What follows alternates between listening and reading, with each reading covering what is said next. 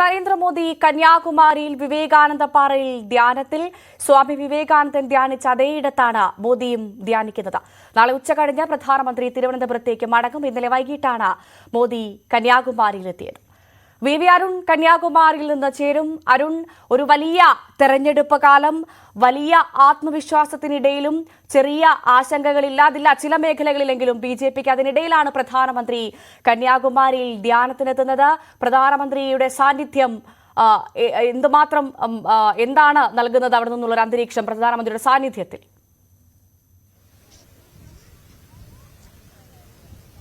ഭവ്യ, പ്രധാനമന്ത്രി നരേന്ദ്രമോദി വിവേകാനന്ദ പാറയിൽ എത്തിയിട്ട് 15 മണിക്കൂർ പിന്നിടുന്നതിന് വൈകിട്ട് 6 മണിയോടുകൂടിയാണ് അദ്ദേഹം വിവേകാനന്ദ പാറയിലെത്തിയത്. അവിടെ വന്ന് അദ്ദേഹം വിവേകാനന്ദ പ്രതിമയിൽ പുഷ്പാർച്ചന നടത്തി. ശ്രീരാമകൃഷ്ണ പരമഹംസരുടെ ഛായാചിത്രത്തിൽ പുഷ്പാർച്ചന നടത്തി. അസ്തമയവും കണ്ട ശേഷമാണ് കന്യാകുമാരിയിലെ അസ്തമയവും കണ്ട ശേഷമാണ് അദ്ദേഹം വിവേകാനന്ദ മണ്ഡപത്തിലേക്ക്, ധ്യാനപ്പാറയിലേക്ക് 6:30 കയറിയത്. അതിനുശേഷം അദ്ദേഹത്തിന്റെ ദൃശ്യങ്ങളൊന്നും ഇതുവരെയും ആ രീതിയിൽ നമുക്ക് ലഭ്യമായിട്ടില്ല. ധ്യാനത്തിലാണ് എന്ന വിവരം മാത്രമാണ് ഉള്ളത്. ഏതായാലും പ്രധാനമന്ത്രിയുടെ ധ്യാനം തുടരുന്നു. നാളെ വൈകിട്ട് 3 മണിക്കാണ് അദ്ദേഹം ഇവിടെ നിന്ന് തിരുവനന്തപുരത്തേക്ക് മടങ്ങുന്നത്. അതുവരെ 45-ലേറെ മണിക്കൂർ ഇന്ത്യൻ പ്രധാനമന്ത്രി വിവേകാനന്ദ പാറയിൽ ധ്യാനമിരിക്കുമെന്നാണ് അറിയിച്ചിട്ടുള്ളത്. വലിയ സുരക്ഷാ ക്രമീകരണങ്ങൾ ഇന്നലെ മുതൽ റിപ്പോർട്ട് ചെയ്യുന്ന പോലെ വലിയ സുരക്ഷാ ഇപ്പോഴും പട്രോളിംഗ് കോസ്റ്റ് ഗാർഡിന്റെ, കോസ്റ്റൽ പോലീസിന്റെയും അതുപോലെ തന്നെ ഇന്ത്യൻ നാവികസേനയുടെയും ഒക്കെ പട്രോളിംഗ് ഈ വിവേകാനന്ദ പാറയ്ക്ക് ചുറ്റും നടക്കുകയാണ്. രാത്രിയും അതുതന്നെയായിരുന്നു. ഇന്ത്യൻ സേന മുഴുവൻ വലിയ രീതിയിലുള്ള സുരക്ഷാ ക്രമീകരണങ്ങളുടെ ഭാഗമായി ഇവിടെ ഈ വിവേകാനന്ദ പാറയ്ക്ക് ചുറ്റും പട്രോളിംഗ് നടത്തി. വളരെ പ്രധാനപ്പെട്ട ഒരു വിനോദസഞ്ചാര കേന്ദ്രം കൂടിയാണ് വിവേകാനന്ദ പാറ. കന്യാകുമാരി എന്ന് പറയുമ്പോൾ വിവേകാനന്ദ പാറ കണ്ടു മടങ്ങാനാണ് ആളുകൾ എത്തുന്നത്. പക്ഷേ പ്രധാനമന്ത്രി ഇവിടെ നിന്ന് തിരികെ പോകുന്നത് വരെ അവിടേക്ക് സാധാരണക്കാർക്ക്, സഞ്ചാരികൾക്ക് പ്രവേശനം ഇല്ല. സഞ്ചാരികളെ ആ രീതിയിൽ ഇവിടേക്ക് പ്രവേശിപ്പിക്കില്ല. കന്യാകുമാരിയിൽ ക്ഷേത്ര ദർശനം നടത്താം. അതുപോലെ തന്നെ ഈ ത്രിവേണി സംഗമത്തിലേക്കും എത്താം. അതിനപ്പുറത്തേക്ക് വിവേകാനന്ദ പാറയിലേക്ക് സഞ്ചാരികൾക്ക് പോകാൻ കഴിയില്ല. അവിടേക്ക് ബോട്ട് സർവീസും അതിന്റെ ഭാഗമായി ഉണ്ടാകില്ല.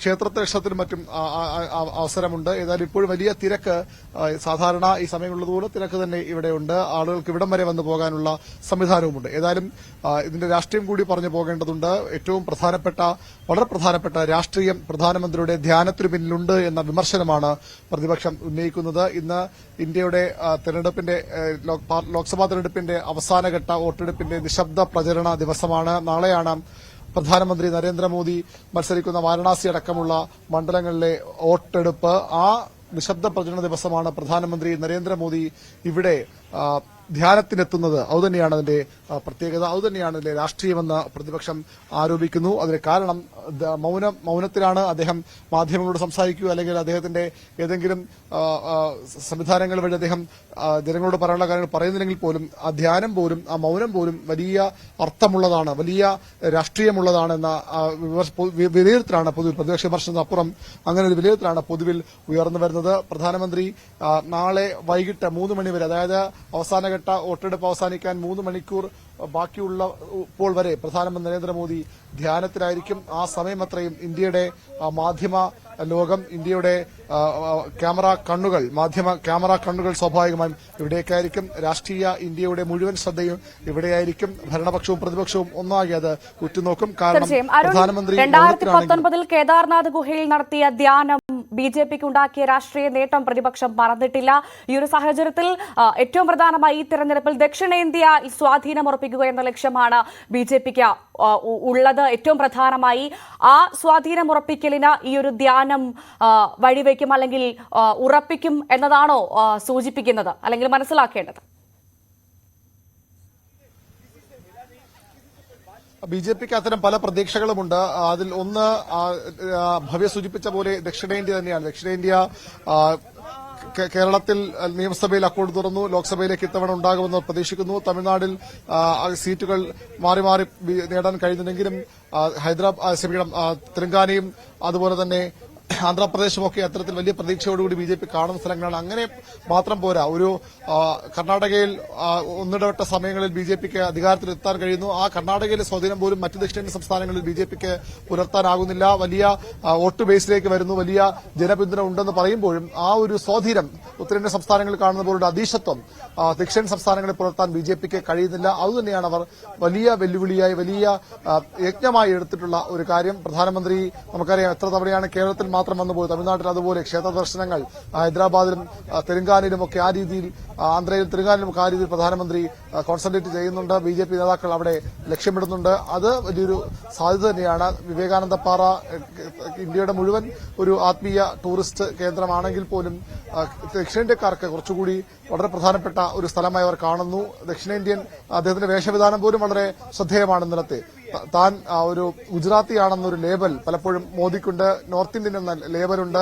അങ്ങനെയല്ല, താൻ ഒരു ഇന്ത്യയുടെ മുഴുവൻ നേതാവെന്ന് മുഴുവൻ ആളുകളുടെയും ബന്ധുതവണ പ്രധാനമന്ത്രിയായി പോലും വലിയ മോദി വിമർശകർ ഇപ്പോഴുമുണ്ട്. അങ്ങനെ വിമർശകരെയൊക്കെ എണ്ണം കുറച്ചുകൊണ്ടൊരു പൊതുജന സ്വീകാര്യതയുള്ള, പൊതുസമ്മതനായ എല്ലാ വിഭാഗക്കാർക്കും, എല്ലാ നാട്ടുകാർക്കും ഒരുപോലെ സ്വീകാര്യ നേതാവായി മാറാനുള്ള നരേന്ദ്രമോദിയുടെ ശ്രമമുണ്ട്. അതിനപ്പുറത്തേക്ക് ദക്ഷിണേന്ത്യയിൽ കൂടി അവരുടെ അധീശത്വം വന്നുപോകുകയല്ല, അതിനപ്പുറത്തേക്ക് ഗുജറാത്തും അതുപോലെ മറ്റ് നോർത്ത് ഹിന്ദി ഹൃദയഭൂമിയിലെ സംസ്ഥാനങ്ങളിലും ഒക്കെ ഉള്ളതുപോലുള്ളൊരു ശക്തമായ പാർട്ടിയായി, ശക്തമായ സാന്നിധ്യമായി ബിജെപി മാറാൻ ആഗ്രഹിക്കുന്നു ദക്ഷിണേന്ത്യയിലും.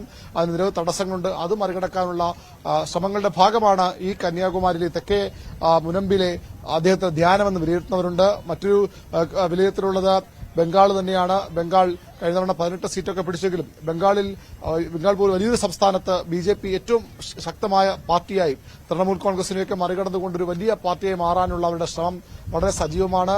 അത് ലക്ഷങ്ങൾ കഴിഞ്ഞ തവണ തന്നെ കണ്ടു തുടങ്ങിയതാണ്. പക്ഷേ മമതാ ബാനർജി ഇപ്പോൾ ഇന്ത്യ സഖ്യമൊക്കെ ഒരുമിച്ച് നിൽക്കുമ്പോൾ, സിപിഎമ്മും കോൺഗ്രസും ഒക്കെ എല്ലാ വൈരവും മറന്ന് ഒന്നിച്ച് നിൽക്കുമ്പോൾ അത്ര എളുപ്പമല്ല ബംഗാൾ പൂർണ്ണമായും തങ്ങളുടെ കീഴിലാക്കാൻ ബിജെപിക്ക്. അതുകൂടി ലക്ഷ്യമിട്ടുകൊണ്ട് ബംഗാളികളുടെ ഏറ്റവും ആരാധ്യനായ നേതാക്കളിൽ ഒരാൾ, അല്ലെങ്കിൽ ആരാധിക്കുന്ന ആളുകളിൽ ഒരാളാണ് സ്വാമി വിവേകാനന്ദൻ. രവീന്ദ്രനാഥ് ടാഗോറിനെ പോലെ വിവേകാനന്ദനും ആ രീതിയിൽ ബംഗാളിൽ ബഹുമാനിക്കപ്പെടുന്ന ആളാണ്. ബംഗാളികളുടെ മനസ്സിലേക്ക് ഒന്നുകൂടി അടുക്കാൻ ഉള്ള ശ്രമമായി കൂടി, പ്രത്യേകിച്ച് 9 മണ്ഡലങ്ങൾ ഇപ്പോഴും ഈ അവസാനഘട്ട നാളെ നടക്കുന്ന വോട്ടെടുപ്പിനും ബംഗാളിൽ 9 മണ്ഡലങ്ങളുണ്ട്. അങ്ങനെ ബംഗാളികളുടെ മനസ്സിലേക്ക് ഒന്നുകൂടി കടന്നു കയറാനുള്ള, അടുക്കാനുള്ള മോദിയുടെയും ബിജെപിയുടെ ശ്രമമായി ഇത് കാണുന്നവരുമുണ്ട്.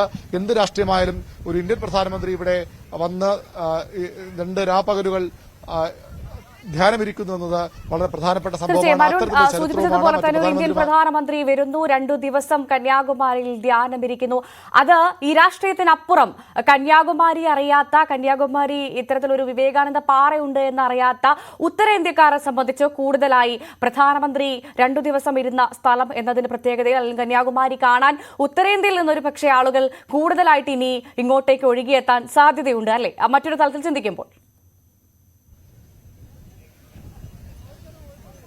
തീർച്ചയായും ബിജെപിയോ നരേന്ദ്രമോദിയോ അത്തരത്തിൽ ലക്ഷ്യമിടുന്നില്ലെങ്കിൽ കൂടിയും അത്തരം ടൂറിസം സാധ്യതകളും സ്വാഭാവികമായും വിവേകാനന്ദ പാറയ്ക്കുണ്ട്. ഇപ്പോൾ തന്നെ നിരവധി പേർ നോർത്ത് ഇന്ത്യയിൽ, ഉത്തരേന്ത്യയിൽ നിന്ന് നിരവധി ആളുകൾ ഇവിടേക്ക് വരാറുണ്ട്. നമ്മൾ രാവിലെ കാണുകയും സംസാരിക്കുകയോ ചെയ്ത മഹാരാഷ്ട്രയിൽ നാഗ്പൂരിൽ നിന്നുള്ള ഒരു ഡോക്ടറും കുടുംബവുമാണ്. അദ്ദേഹവും ഇവിടെ വന്ന് കന്യാകുമാരി ഇപ്പോൾ തന്നെ അത്തരത്തിൽ ദക്ഷിണേന്ത്യ ഉത്തരേന്ത്യ എന്ന ഭേദമില്ലാതെ കന്യാകുമാരി വിവേകാനന്ദ പാറയുമൊക്കെ ആ രീതിയിൽ ഇന്ത്യയുടെ ടൂറിസം ഭൂപടത്തിൽ ഇടം പിടിച്ച സ്ഥലമാണ്. പക്ഷെ പ്രധാനമന്ത്രി വന്നിരുന്ന ഇത്രയും നാൾ ഒരുപക്ഷെ അത് വിവേകാനന്ദൻ തപസ്സിരുന്ന പാറ, വിവേകാനന്ദ പാറ എന്ന തലത്തിൽ അപ്പുറത്തേക്ക് ഇനി വരുന്ന ആളുകൾ ഒരുപക്ഷെ ഇത്തരം ഒരു കൗതുകം കൂടി ഉണ്ടാകാം. ഒരു ഇന്ത്യൻ പ്രധാനമന്ത്രി 2 രാപകലുകൾ 45 മണിക്കൂറിലേറെ ധ്യാനമിരുന്ന ഒരു സ്ഥലം എന്നത് കൂടി ഇതിന്റെ ഒരു പ്രശസ്തിയും പ്രാധാന്യമൊക്കെ വർദ്ധിപ്പിച്ചേക്കാം. അത്തരം ടൂറിസം നേട്ടങ്ങളും ഒരുപക്ഷെ വിവേകാനന്ദ പാറയ്ക്കുണ്ടാകാം. അതിനൊക്കെ അപ്പുറത്തേക്കാണ് അതിലെ രാഷ്ട്രീയമില്ല എന്ന് ബിജെപി പറയുമ്പോഴും പ്രധാനമന്ത്രി സാധാരണഗതിയിൽ ഇത്തരം ധ്യാനത്തിനും ആത്മീയ കാര്യങ്ങൾക്കുമൊക്കെ വളരെ പ്രാധാന്യം നൽകുന്ന ആളാണ്. നേരത്തെയും ധ്യാനത്തിന് അദ്ദേഹം 2 തെരഞ്ഞെടുപ്പുകളിലും ഇരുന്ന ആളാണ്. കേദാർനാഥിൽ ഉൾപ്പെടെയുള്ള സ്ഥലങ്ങളിൽ അദ്ദേഹം ധ്യാനമിരുന്ന. അതുകൊണ്ട് തന്നെ അത്തരം സാധാരണ നടപടിക്രമമെന്ന, അല്ലെങ്കിൽ സാധാരണ നീക്കമെന്ന ബിജെപി നേതൃത്വം പറയുമ്പോഴും ഇതിന്റെ രാഷ്ട്രീയം കൂടി കണ്ടുപോകേണ്ടതുണ്ട്. ബിജെപിയുടെ ഈ നീക്കം മോദിയുടെ ഈ നീക്കം വലിയ ആശങ്കയാണ്, അസ്വാരസ്യമാണ് പ്രതിപക്ഷ കക്ഷികൾക്കിടയിൽ ഉണ്ടാക്കിയിട്ടുള്ളത്. അത് കോൺഗ്രസ് ആകട്ടെ DMK ആകട്ടെ തെരഞ്ഞെടുപ്പ് കമ്മീഷനെ സമീപിച്ചു, ഇതിന് അനുമതി നൽകരുത് എന്നാവശ്യപ്പെട്ടുകൊണ്ട്. അതൊന്നും തെരഞ്ഞെടുപ്പ് കമ്മീഷൻ ആ രീതിയിൽ വകവച്ചിട്ടില്ല. ചിലയിടങ്ങളിലൊക്കെ കരിങ്കൊടി പ്രതിഷേധമൊക്കെ മോദി വരുമ്പോൾ ഉണ്ടായിരുന്നു. DMK പ്രവർത്തകരുടെ പ്രതിഷേധമൊക്കെ പല സ്ഥലങ്ങളിലും ഉണ്ടായിരുന്നു. കോൺഗ്രസും മോദി ധ്യാനമിരിക്കുമ്പോൾ ഇവിടെ ധ്യാനമിരിക്കുമെന്നൊക്കെ പ്രഖ്യാപിച്ചു. പക്ഷെ അത്തരമൊരു പ്രത്യക്ഷ സമര മാർഗമൊന്നും നമുക്ക് ഇവിടെ കാണാൻ കഴിയില്ല. അത്തരം പ്രതിഷേധങ്ങൾ ഉയർന്നു വരുന്നു. വലിയ ആശങ്കയോടുകൂടി തന്നെയാണ് ഈ ഒരു നിശബ്ദ പ്രചരണ ദിവസം പ്രധാനമന്ത്രി പോലുള്ള പ്രധാനപ്പെട്ട ഒരു ആൾ, BJPയുടെ നേതാവ് ഇവിടെ വന്നിങ്ങനെ ഇരിക്കുമ്പോൾ അത് വലിയ ആശങ്ക പ്രതിപക്ഷ ക്യാമ്പിൽ സ്വാഭാവികമായും സൃഷ്ടിക്കും. അതൊന്നും BJPയോ പ്രധാനമന്ത്രിയോ കാര്യമാക്കുന്നില്ല എന്നതാണ് വസ്തുത. തീർച്ചയായും പ്രധാനമന്ത്രി നരേന്ദ്രമോദി ധ്യാനത്തിലാണ്. 15 മണിക്കൂർ അദ്ദേഹത്തിന്റെ ധ്യാനം പിന്നിട്ടു. 48 മണിക്കൂറാണ് ധ്യാനം. വിവി അരുണാണ് കന്യാകുമാരിയിൽ നിന്നും വിവരങ്ങൾ പങ്കുവച്ചത്.